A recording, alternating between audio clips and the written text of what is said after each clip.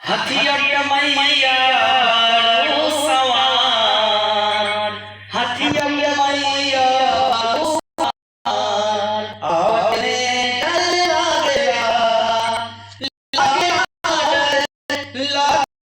डर लागेला हो।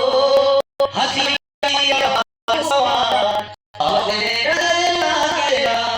कैसे कहता सजा सजल माई करवरा सनवा, दिल दे तोहरो सपनवा।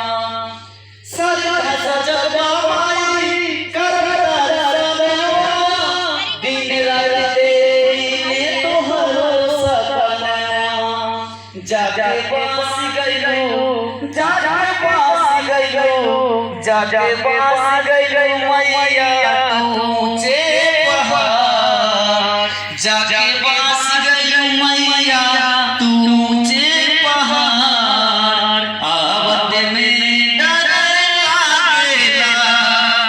हथिया पे मैया बारू सवार, हथिया पे मैया बारू सवार, आवत में डर लागेला।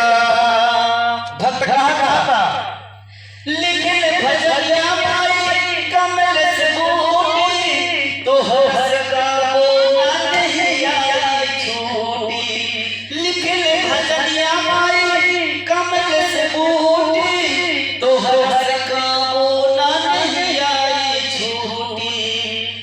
कैसे आई, कैसे आई, कैसे आई माई तोहरे दुआर, आवत में डर लागेला। हथिया पे मैया बारू सवार, आवत में डर लागेला। प्रेम से बोलो लक्ष्मण मैया की जय। नमस्ते प्रणाम, हम कमलेश चौधरी आपके भाई आपके दोस्त आपके मित्र। वीडियो अच्छा लगा तो लाइक सब्सक्राइब और शेयर कमेंट।